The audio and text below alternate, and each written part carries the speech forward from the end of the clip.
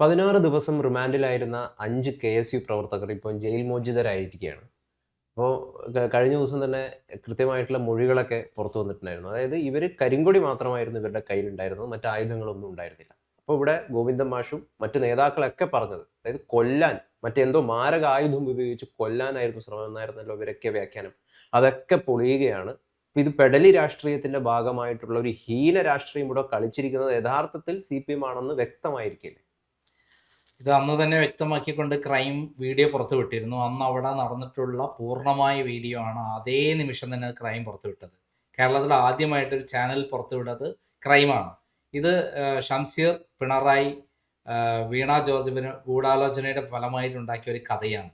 പക്ഷേ അവർക്ക് പഴയ കാലഘട്ടത്തിലെ മാർക്സിസ്റ്റ് പാർട്ടിയുടെ കഥകളാണ്, അവർക്ക് തന്ത്രങ്ങളാണ് അറിയുള്ളൂ. ഇത് പുതിയ കാലത്തിലെ കഥകൾ ഉണ്ടാക്കുമ്പോൾ ഡിജിറ്റൽ യുഗമാണെന്ന് മറന്നുപോയി.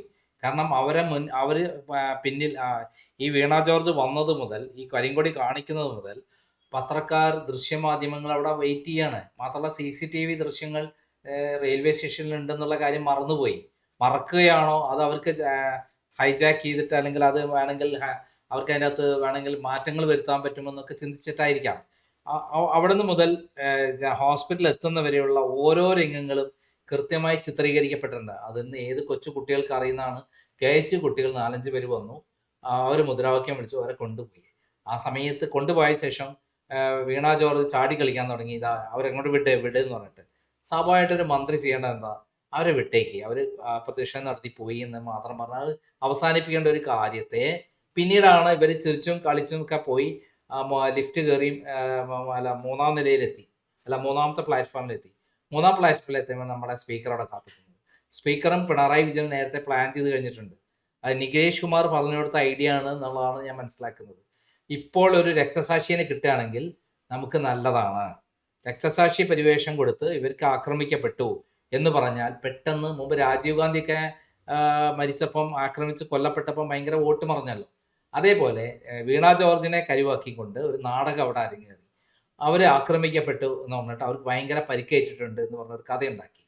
അവിടെയുള്ള സകല പത്രക്കാർക്കും, CCTVക്കും അതിലെ ക്യാമറകൾക്കും അറിയാം അങ്ങനെ ഒരു സാധനം നടന്നിട്ടില്ല എന്നുള്ളത്. എന്നിട്ടൊരു കഥയുണ്ടാക്കി. പിണറായി വിജയൻ അപ്പം തന്നെ എത്തുന്നു. എത്ര വേഗതയിലാണ് പിണറായി വിജയൻ എത്തിയെന്ന് ആലോചിച്ചു. ഹെലികോപ്റ്റർ ഉണ്ടല്ലോ, ഇത്തരം കാര്യങ്ങൾക്കല്ലേ ഹെലികോപ്റ്റർ ഉണ്ടാക്കി അവിടെ നമ്മൾ പൈസ കൊടുത്ത്, നികുതി പൈസ കൊടുത്ത് പിണറായി വിജയൻ ഉപയോഗിച്ചുകൊണ്ടിരിക്കുന്നത്. ഉടൻ തന്നെ ഷംസീർ പറയുന്നു, പ്രത്യേകം ആ വീഡിയോയിൽ കാണിക്കുന്നുണ്ട്, കഴുത്തിന് പരിക്കേറ്റിട്ടുണ്ടെന്ന് ആരാ പറയുന്നത്? ഈ വീണ ജോർജിന് പറയാൻ കഴിയുന്നില്ല. നടന്നു വരുമ്പോൾ എൻ്റെ കഴുത്തൊന്ന് ഉളുക്കിപ്പോയി എന്നാണ് അവർ പറയുന്നത്. പകരം ഷംസീർ പറയുന്നത് എന്താ? പരിക്കേറ്റിട്ടുണ്ട്, കഴുത്തിന് പരിക്കേറ്റിട്ടുണ്ടെന്ന് പറഞ്ഞിട്ട് സംസാരിക്കുന്നതിനിടയിൽ കൂടെ കയറി പരിക്കാക്കി മാറ്റുകയാണ്. പിന്നെ അവർ സ്ട്രക്ചറിൽ കൊണ്ടുപോകണോ, ഒന്തിക്കൊണ്ടുപോകണോ, പിന്നെ രോഗിയായി മാറുകയാണ് അവരെ എങ്ങനെയൊക്കെയോ കുറെ ആളുകൾ എടുത്തു കൊണ്ടുപോകണു. അങ്ങനെ ഹോസ്പിറ്റലിൽ എത്തുന്നു. ജനറൽ ഹോസ്പിറ്റലിൽ നേരെ പരിയാരം മെഡിക്കൽ കോളേജിൽ മാറ്റുന്നു. പരിയാരം മെഡിക്കൽ കോളേജ് എന്ന് പറയുന്നത് നവീൻ ബാബു അടക്കമുള്ള ആൾക്കാരെ കൊലപാതകം ആത്മഹത്യയാക്കിയ സ്ഥലമാണ്. അവിടെ ആടിനെ പട്ടിയാക്കാനും പട്ടിനെ പേപ്പട്ടിയാക്കാനും പറ്റുന്ന ഒരു സ്ഥലമാണ്. അതിനുള്ള വേദിയാണ് അവിടെ. ഏത് തരത്തിലുള്ള ആളുകളെയും ഏത് തരത്തിലുള്ള രോഗം ഉണ്ടാകുന്നുണ്ടെന്ന് കാണിക്കാൻ വേണ്ടി അവരെന്തിനും തയ്യാറാണ്. അല്ല ആത്മഹത്യ മരിച്ചതായിട്ടും അല്ല കൊന്നതായിട്ടും, കൊന്ന ആളെ ആത്മഹത്യയാക്കി മാറ്റാനൊക്കെ കഴിവുള്ള ഡോക്ടർമാർ അവിടെ ഉണ്ട്. അങ്ങനെയുള്ള സ്ഥലത്തേക്കാണ് കൊണ്ടുപോയത്. പിന്നെ കണ്ടില്ലേ നാടകം? മുഖ്യമന്ത്രി വന്നു, അയ്യോ കഷ്ടം, അയ്യോ എന്തൊരു അതാണ് സ്ഥിതിയാണ്. അതോടുകൂടി കേരളം മുഴുവൻ കത്തിച്ചോര്. അന്നപോയി നമ്മുടെ ഗോവിന്ദന്റെ പ്രസ്ഥാന കഴുത്ത് ഞെരിച്ചു, കൈ ഞെരിച്ചു എന്നൊക്കെ. വീണ ജോർജ് കാണിച്ച കയ്യിലെ ഞെരിച്ച ഒരു പാടുണ്ട്, ഒരു ചുവന്ന പാട്. എന്തായിരുന്നു? അവർക്ക് വട്ടച്ചൊറി വന്നതാണ്. ആ വട്ടച്ചൊറി വന്നിട്ട് അവര് മട്ടന്നൂരിലുള്ള സമയത്ത് ആ കൈക്ക് അതുണ്ട്. അപ്പൊ ഇവിടെ വന്നിട്ട് അവര് കാണിക്കുകയാണ്. ഇത് പരിക്ക് പറ്റിയതാണ്. KSUക്കാർ വന്നിട്ട് ഈ ദിവ്യഗർഭം എന്നൊക്കെ നമ്മൾ പറയുന്നത് കേട്ടിട്ടുണ്ട്. ഇതേപോലെ തന്നെയാണ് വീണ ജോർജിന് പരിക്കേറ്റത സംഭവം ഉണ്ടാക്കുന്നത്. കൈക്ക് വട്ടച്ചൊറി എല്ലാം കൂടെ പരിക്കാക്കി മാറ്റി. കഴുത്തിന് മുഴുവൻ വടട്ടു. അങ്ങനെ നാടകം കളിച്ചു. അങ്ങനെ ഒരു റൂമർ കിട്ടിയാർക്ക് വീണ ജോർജിന് അവിടെ വെച്ച് വീണ ജോർജിനെ തട്ടിക്കളയാനുള്ള പരിപാടി. എന്നിട്ട് അത് എന്താക്കാനാണ് ഉദ്ദേശം? അവരെ രക്തസാക്ഷി പരിവേഷം ഉണ്ടാക്കാൻ പോകണു എന്നുള്ള ഒരു ഇൻഫർമേഷൻ അവർക്ക് ഏതോ നേഴ്സായിട്ട് പറഞ്ഞു കൊടുത്തു. അപ്പം തന്നെ എഴുന്നേറ്റ് അപ്പം തന്നെ ഓടി. തലേദിവസം രാത്രി എന്താ പറഞ്ഞ? ICU എഴുന്നേറ്റ് പോകാൻ പാടില്ല, യാത്ര ചെയ്യാൻ പാടില്ല എന്ന എന്തൊക്കെ കാര്യമാണ് പറഞ്ഞത്. പക്ഷെ രാവിലെ ആകുമ്പോഴേക്ക് 5 മണിക്ക് ആരും അറിയാതെ അവർ സ്ഥലം വിട്ടു. ആരും അറിയാതെ സ്ഥലം വിട്ടില്ലെങ്കിൽ അവർ ജീവനോടെ ഉണ്ടാവില്ല. കൊല്ലപ്പെട്ടാൽ ആർക്കാണ് ഉത്തരവാദിത്തം? KICക്കാർക്കും കോൺഗ്രസ്സുകാർക്കാണ്. അതിന്റെ പേരിൽ കണ്ണൂരിലും കേരളത്തിലും അവർ എന്തൊക്കെ അക്രമങ്ങൾ കാണിച്ചു കൂട്ടി, എത്ര പേരെ ആക്രമിച്ചു. വീണ ജോർജ് എന്താ ചെയ്യേണ്ടത്? നമ്മുടെ ചാണ്ടി ഉമ്മൻ അവരുടെ നാട്ടിലെ BJPക്കാര് വന്നിട്ട് അദ്ദേഹത്തിന്റെ ഓഫീസ് ധർണ നടത്തി. അദ്ദേഹം ആ ധർണ കഴിഞ്ഞ ശേഷം എല്ലാവർക്കും പോയി കൈ കൊടുത്ത് എല്ലാവരും കണ്ടാണ്. കാരണം കൈ കൊടുത്ത് എല്ലാവരും കെട്ടിപ്പിടിച്ച് പിരിയുന്നതാണ് കാണുന്നത്. അതേപോലെയുള്ള ഒരു സംഭവം ഇതേ ഉള്ളൂ. കാരണം കുട്ടികൾ വരുമ്പോൾ ഇവരൊന്നും രാഷ്ട്രീയക്കാരിയല്ലല്ലോ, രാഷ്ട്രീയത്തെ പ്രവർത്തിച്ചില്ലേ. പിണറായിനെ കുഴലൂത്ത് നടത്തി എന്താണ് മുങ്ങിക്കൊണ്ടിരിക്കുന്ന കപ്പലിന്റെ മുങ്ങില്ല കപ്പൽ. എന്താ കാരണം? ഇതിന്റെ കപ്പിത്താൻ ആരാണ്? പിണറായി വിജയനാണ് എന്നാണ് ആര് പറഞ്ഞത്? വീണ ജോർജ് പറഞ്ഞത്. അതുപോലെയുള്ള കുഴലൂത്ത് നടത്തി പിണറായി വിജയനെ സുഖിപ്പിച്ച് ആകാശത്തോളം ഉയർത്തുന്ന ഒരാളാണ് വീണ ജോർജ്. അങ്ങനെയാണ് ശൈലജ ടീച്ചറെ മാറ്റിയിട്ട് വീണ ജോർജിന് മന്ത്രിസ്ഥാനം കിട്ടിയത്. ഇതിലിപ്പോൾ മെഡിക്കൽ റിപ്പോർട്ടിൽ പറയുന്നത് ഇവർക്ക് കാര്യമായിട്ടുള്ള പരിക്കുകളൊന്നും ഇല്ല എന്നുള്ളതാണ്. അതോടൊപ്പം പോലീസ് മൊഴി പറയുന്നു, കഴിഞ്ഞ ദിവസം പുറത്തു വന്നു, ഇവരുടെ കയ്യിൽ വെറും ഈ കരിങ്കൊടി മാത്രമേ ഉണ്ടായിരുന്നുള്ളൂ. അപ്പൊ ഈ ഗോവിന്ദ മാഷൊക്കെ എന്ത് വിഡ്ഢിത്തമാണ് ഈ പറയുന്നത്? കഴുത്ത് പിരിച്ച് ഞെരിച്ചു എന്നാണ് അദ്ദേഹം പറഞ്ഞത്. അത് കള്ളം പറയാന്നുള്ള. അദ്ദേഹം മാപ്പ് പറയണം കേരള സമൂഹത്തിന്. എന്ത് മാപ്പ് പറയാം? അവർ ആർക്ക് വേണം മാപ്പ്? അങ്ങനെ കള്ളം പറയാന്ന് എല്ലാവർക്കും അറിയാം. പിന്നെ ഇങ്ങനെ മാപ്പ് പറയുന്നത് ഉളുപ്പും മാനുണ്ട് അങ്ങേർക്ക്. ഉളുപ്പ് എന്ന് പറയുന്ന ആളുടെ ഇന്ന് ശബരിമലയില് ഞങ്ങൾ പണ്ടേ വിശ്വാസികളാണെന്നപ്പം പറയുന്നത്. ഏത് ഇവിടെ നവോത്ഥാന മതിലുണ്ടാക്കിയതാണ് സ്ത്രീകളെ കയറ്റെന്ന് പറഞ്ഞിട്ട്. ആചാര ലംഘനം നടത്തണം, ഇത് കാലഘട്ടത്തിന്റെ മാറ്റമാണ്, നവോത്ഥാനമാണെന്ന് പറഞ്ഞ ആൾക്കാരാണ്. അതേ ആൾ തന്നെയാണ് ഇപ്പം പറയുന്നത് അങ്ങനെയല്ല, ഞങ്ങൾ ആചാരത്തിനോടൊപ്പമാണെന്ന്. ഇതേപോലെയാണ് ഇവിടെ കഴുത്ത് ഞെരിച്ചതും ഇതുപോലുള്ള സംഭവങ്ങൾ ഉണ്ടാക്കിയത്. പിന്നെ ഹോസ്പിറ്റലിൽ ഇനി പുതിയ ലോകത്തിൽ പുതിയ ഇതില്ലേ ലേസർ ഉപയോഗിച്ചുള്ള ആക്രമണം ഉണ്ടാകും. അതുപോലെ ആക്രമിച്ചു നമുക്ക് അറിയില്ല. ആരും അറിയാം. ലേസർ വന്ന് പതിച്ചു. KICക്കാർ നിന്ന് പെന്നിന്നൊക്കെ ലേസർ അയച്ചിട്ടുണ്ടാവും ചിലപ്പോൾ, അല്ലെ കൊടിയിൽ നിന്ന് ലേസർ പോയിട്ടുണ്ടാവും. അങ്ങനെ ലേസർ പതിച്ചിട്ടുണ്ടോ ഇപ്പൊ അറിയില്ല. അങ്ങനെ പരിക്കേറ്റതായിട്ട് പരിയാരം മെഡിക്കൽ കോളേജിൽ ഇപ്പം മെഡിക്കൽ റിപ്പോർട്ടിലൊക്കെ പറയാം. പക്ഷെ അത് വന്നിട്ടുമില്ല. ഇവിടെ ഷാഫിയാണ് നമ്മൾ ഓർക്കേണ്ടത്. ഷാഫിക്ക് വലിയൊരു ആക്രമണം നേരിടേണ്ടി വന്നു ഒരു പോലീസുകാരന്റെ ഭാഗത്ത് നിന്ന്. മൂക്കിന് പരിക്കേറ്റ് രക്തമൊക്കെ വരുന്ന യഥാർത്ഥ ദൃശ്യങ്ങൾ ഉണ്ടായിരുന്നു. അദ്ദേഹം വീൽ ചെയറിലാണ് പോയത്.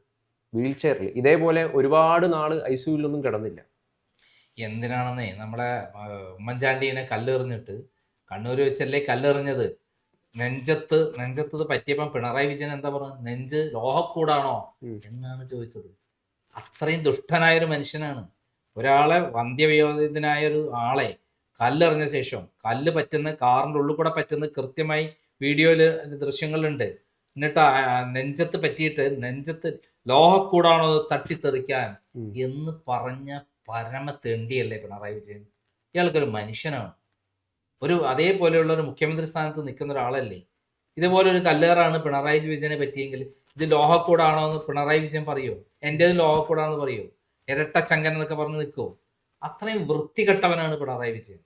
കേരളം കണ്ടിട്ടുള്ള ഏറ്റവും അധമനായ ഒരു മുഖ്യമന്ത്രി. അദ്ദേഹത്തിന്റെ കീഴിൽ ഇങ്ങനത്തെ നാടകങ്ങളും കള്ളത്തരങ്ങളും നടന്നുകൊണ്ടിരിക്കും. ജനങ്ങളെ പറ്റിച്ചുകൊണ്ടിരിക്കുകയാണ് അദ്ദേഹം. ജനങ്ങൾ വിഡ്ഢികളാണല്ലോ. അദ്ദേഹത്തിന് കോവിഡ് സമയത്ത് 2021 ഇലക്ഷനിൽ ജയിപ്പിച്ച മതി, ഇതും വെച്ചിട്ട് ഇലക്ഷന് വോട്ട് ചെയ്യണമെന്നൊക്കെയായിരുന്നു അദ്ദേഹം കരുതിയിരുന്നത്. അല്ല, ഇത്രയും വീണയ്ക്ക് ഒന്നും പറ്റാതെ ഇത്രയും കരുതൽ മുഖ്യമന്ത്രി പിണറായി വിജയൻ ഹോസ്പിറ്റലിൽ പോലും പോയിട്ട് കാണിച്ചു. 51 വെട്ടുവെട്ടി ഒരാളെ നിഷ്കരണം കൊലപ്പെടുത്തിയ ശേഷമുള്ള പ്രതികരണം എന്തായിരുന്നു? കൊലംകുത്തികൾ എന്നും കൊലംകുത്തികളാണെന്നാണ് പറഞ്ഞത്. മനസ്സിലായി പറഞ്ഞത്? ആരാണ് കൊലപാതകത്തിന് പിന്നെ അന്ന് പാർട്ടിയുടെ സെക്രട്ടറി അറിയാതെ നടക്കുമോ? യഥാർത്ഥ പ്രതി പിണറായി വിജയനല്ലേ? മറ്റുള്ളവരൊക്കെ ആര് നിയമിച്ച ആൾക്കാരല്ലേ? ഗൂഢാലോചനയിൽ പങ്കാളി ആരാ? മെയിൻ ഇയാൾ അങ്ങേരുടെ സമ്മതമില്ലാതെ ഒരു കൊലപാതകം നടക്കുമോ? ഒരു പാവപ്പെട്ട സ്ത്രീയുടെ ഭർത്താവിനല്ലേ വെട്ടിക്കൊന്നിരിക്കുന്നത്. അവര് നിയമസഭയിൽ വരുമ്പം അദ്ദേഹത്തിന്റെ മുഖം കണ്ടില്ലേ? കരുവാളിച്ചെല്ലും കൂടെതായി നിന്നത്, തല കുമ്പിട്ട് നിന്നത്. അയാൾക്ക് ഉളുപ്പൊന്നും മാനം ഇല്ലാത്തതുകൊണ്ട് എന്ത് വൃത്തികേടും കാണിക്കും. നിയമസഭയിൽ കയറി KK രമ കയറി വരുമ്പോൾ നാണം കെട്ട് തലയും കുമ്പിട്ട് നിൽക്കുകയായിരുന്നു പിണറായി വിജയൻ. അത്രയും ദുഷ്ടനാണ് പിണറായി വിജയൻ. ആ ദുഷ്ടനായ പിണറായി വിജയൻ കേരളം ഭരിക്കുമ്പോൾ ഇതൊക്കെ ഉണ്ടായിക്കൊണ്ടിരിക്കും. ഗോവിന്ദൻ അതിനനുസരിച്ച് തുള്ളുന്ന ഒരു താത്വികാചാര്യൻ മാത്രമാണ്. താത്വികാചാര്യൻ എന്ന് പറഞ്ഞാൽ അതിനനുസരിച്ചിട്ട് ഒരു സാധനം പറയണം, അത്രയുള്ള മൂപ്പരെ പണി. അതിന് മാർക്സിസമായിട്ടോ ലെനിനിസമായിട്ടോ ഒന്നും ബന്ധമൊന്നുമില്ല. അതായത് പിണറായിസവും അതായത് ഗോവിന്ദനൊക്കെയാണ് ഇപ്പം അവരെ വായിന്ന് വരുന്നത്. കാരണം നമ്മുടെ നാട്ടിലെ കാലം മാറിയെന്നും അവർക്ക് മനസ്സിലായില്ല. ഡിജിറ്റൽ യുഗമാണെന്നും അപ്പോൾ ഇതെല്ലാ കാര്യങ്ങളും ദൃശ്യമാധ്യമങ്ങളിൽ ദൃശ്യമായിട്ട് കാണുമെന്നുള്ളതൊക്കെ അവർക്ക് അറിവില്ലാത്ത മാതിരിയാണ്. പഴയ ഓർമ്മയാണ്. പഴയ കാലത്ത് മാർക്സിസ്റ്റ് പാർട്ടി അണികളെ പറ്റിച്ച മാതിരി പറ്റിക്കാമെന്നാണ്. ഇന്ന് മാർക്സിസ്റ്റ് പാർട്ടി അണികൾ ബഹുഭൂരിപക്ഷവും ഇവരെ തട്ടിപ്പുകൾ കണ്ട് ബോധ്യപ്പെട്ട് ഇവരെ ആട്ടി ഓടിക്കാൻ നിൽക്കുകയാണ്. അത്രയും വെറുത്തിരിക്കുന്നു. അതിന് ഏറ്റവും അവസാനത്തെ തെളിവാണ് കണ്ണൂരിൽ നടന്നത്. ആ കുട്ടികൾ ഒരു സഹതാപത്തോട് കൂടിയിട്ട് നിങ്ങൾ പ്രതിഷേധിച്ചു ശരി എന്ന് പറഞ്ഞിട്ടുണ്ടെങ്കിൽ എന്താ അവരുടെ പേരും നിലയുണ്ടാവും നമ്മൾ ഇടണ്ടല്ലേ ചാടി കളിക്കുന്നത്. ഇങ്ങോട്ട് വാ അവർ പോയി എന്ന് കണ്ടതിന് ശേഷം പിടിച്ചുകൊണ്ടേ കാണിച്ച ശേഷം അല്ലേ അവർ വിടും ഇങ്ങോട്ട് അവരിങ്ങോട്ട് വിടും. ഈ വീണ ജോർജ് ആരാ? ശൈല ടീച്ചറെ വെട്ടിമാറ്റി കുഴലൂത്ത് നടത്തി അധികാര മന്ത്രി ആയെന്നല്ലാതെ അവർക്ക് എന്ത് പാരമ്പര്യമാണ്? അവരിപ്പോൾ ഏതാ കോടീശ്വരിയാണ്. ആരോഗ്യവകുപ്പിലൂടെ കോടാനുകോടി രൂപയുടെ തട്ടിപ്പും വെട്ടിപ്പും നടത്തി അവരും അവരുടെ ഭർത്താവും കുടുംബവും ഇപ്പോൾ കോടിക്കണക്കിന് രൂപയുടെ ആസ്തിയുള്ള ആളായി മാറിയിരിക്കുകയാണ്. മന്ത്രി ആവുന്നതിന് മുമ്പ് MLA ആവുന്നതിന് 5 പൈസ ഗതിയില്ലാത്ത ഒരാളായിരുന്നു. അപ്പോൾ ആരോഗ്യവകുപ്പിനെ ഉപയോഗിച്ച് കണ്ടമാനം പൈസ ഉണ്ടാക്കി. പിന്നെ ഈ ഇങ്ങനത്തെ ഒരു അവസരം ഉണ്ടാക്കി അവർ എന്ത് ചെയ്തു, ആ കഴുത്തിന് മുറിവേറ്റു മറ്റേയൊക്കെ കഥ ഉണ്ടാക്കി. പെടലി അവസാനം പെടലി എന്നുള്ള വിളിയാണ് കിട്ടിയിരിക്കുന്നത്. പെടലി രാഷ്ട്രീയം. പെടലി വീണ ജോർജ് എന്നുള്ള പേര് എന്തായാലും നല്ല പേരാണ്. മുമ്പ് ഏതോ ഒരു സിനിമയിൽ നമ്മൾ കണ്ടിട്ട് മീശമാധവനിൽ നമ്മുടെ കൊച്ചിനീഫ പറയുന്നുണ്ട് ഞാൻ തിരുവനന്തപുരത്തേക്ക് പോവാണെന്ന് പറയുന്നത് അതേ ആളാണ് ശരിക്കും. യഥാർത്ഥത്തിൽ കൊച്ചിനീഫ ഇവർക്ക് വേണ്ടിയിട്ട് മുമ്പ് നേരത്തെ കണ്ടിട്ട് അഭിനയിച്ചാണോ സംശയം.